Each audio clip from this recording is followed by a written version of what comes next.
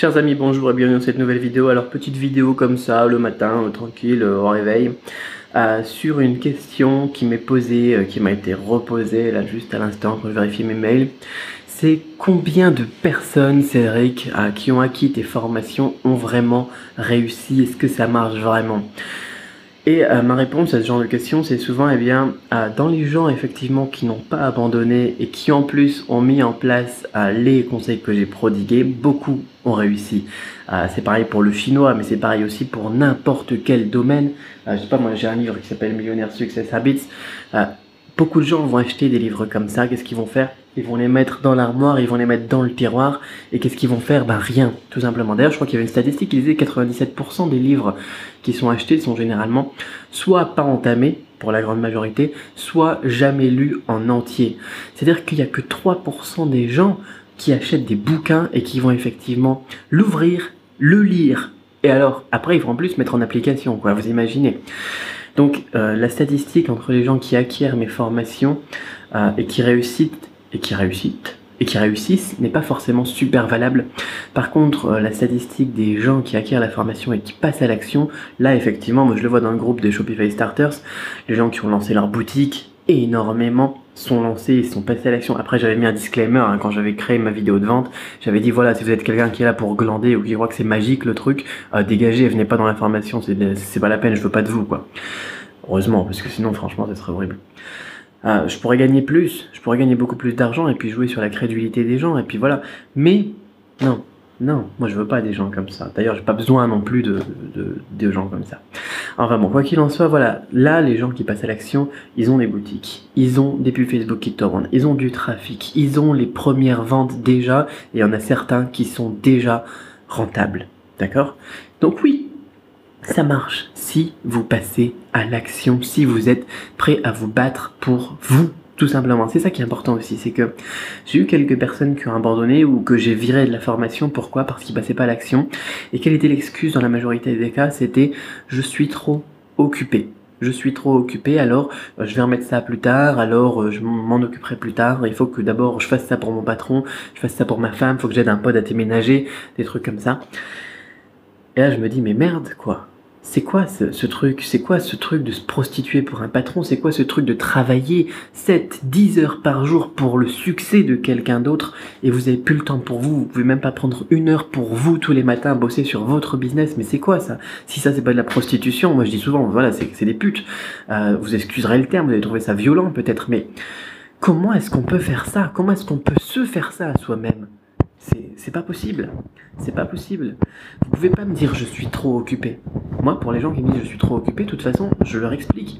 On a tous 24 heures dans une journée. Moi, j'ai 24 heures dans une journée. Warren Buffett, il a 24 heures dans une journée. Gary Vaynerchuk ou Casey Neistat, vous connaissez probablement Casey Neistat. Il a 24 heures dans une journée. Qu'est-ce qu'il a fait? Il a fait de son truc, la vidéo. Il avait rien. Moi, quand j'ai commencé, j'avais rien non plus. Mais il a fait de son truc en lequel il croyait en lui. Moi, je crois en moi. Et j'en ai fait une priorité. Voilà. Bien évidemment, ça m'a causé des problèmes. Bien évidemment, j'ai perdu des potes qui n'étaient pas vraiment des potes du coup, parce que sinon je les aurais pas perdus. Bien évidemment, il y a certains trucs, certains événements où je ne vais pas. Voilà, il y a des choses que je ne fais pas. Je regarde pas Game of Thrones, je regarde pas la télé de toute façon en général. Je lis pas le journal, je connais pas les news. Je suis nul en foot parce que je m'en fous du foot. La priorité pour moi, quand j'ai du temps, c'est de bosser sur mon business ou de passer du temps avec ma famille. Voilà. Si pour vous, votre priorité, c'est d'aller bosser pour votre patron, ou pour vous, je suis en train de m'énerver.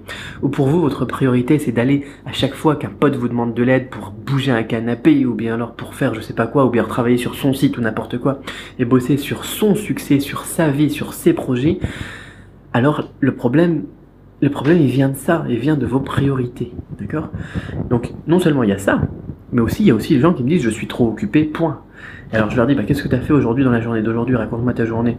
Puis ils me disent j'ai rien fait en fait, j'ai rien fait. J'ai fait la pelouse, j'ai fait le ménage, j'ai fait la vaisselle.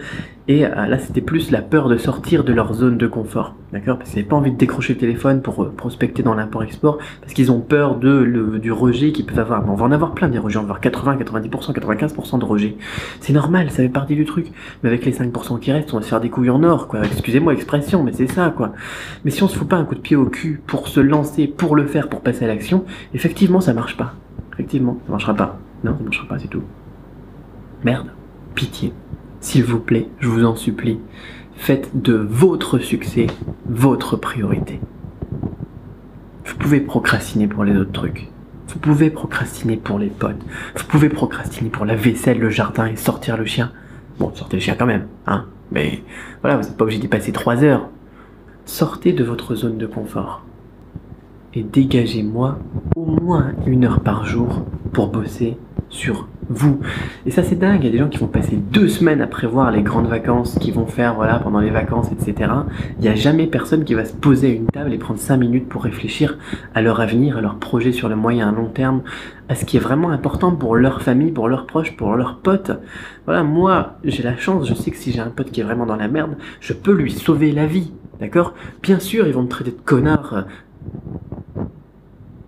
ou de lâcheurs ou n'importe quoi parce que je les ai pas aidés à bouger leur canapé, à faire leur déménagement ou n'importe quoi.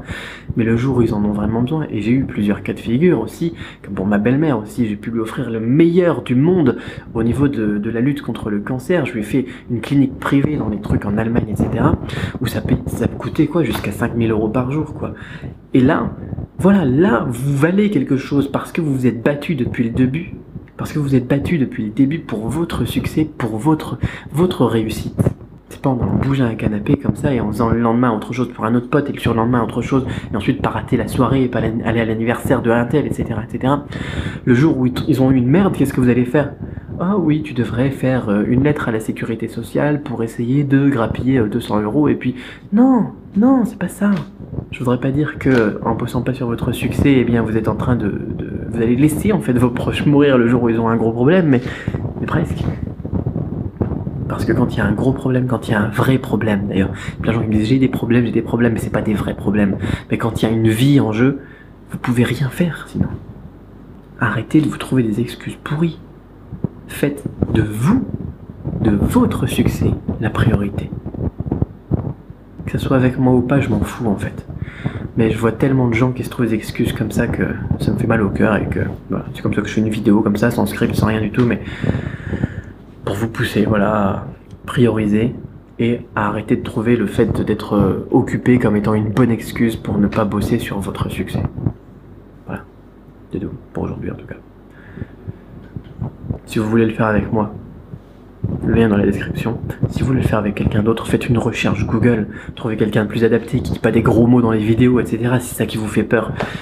Mais travaillez, voilà, prenez le temps de réfléchir, voilà, arrêtez la vidéo, mettez, voilà, prenez le temps de réfléchir un petit peu à ça, laissez décanter et dire, est-ce que ma vie, c'est pour les autres, ou est-ce que ma vie, c'est pour moi? Est-ce que je bosse au succès des autres, ou est-ce que je bosse à mon succès? Est-ce que je peux aider les gens? Est-ce que je peux défendre les causes qui me sont chères? Est-ce que j'ai de l'argent à investir dans des puits en Afrique? Est-ce que... Ça dépend, je sais pas quelle est votre cause, je sais pas quel est votre but dans la vie. Ou est-ce que... Ah ben, je peux rien faire en fait, j'ai aucune influence, aucun impact sur le reste du monde.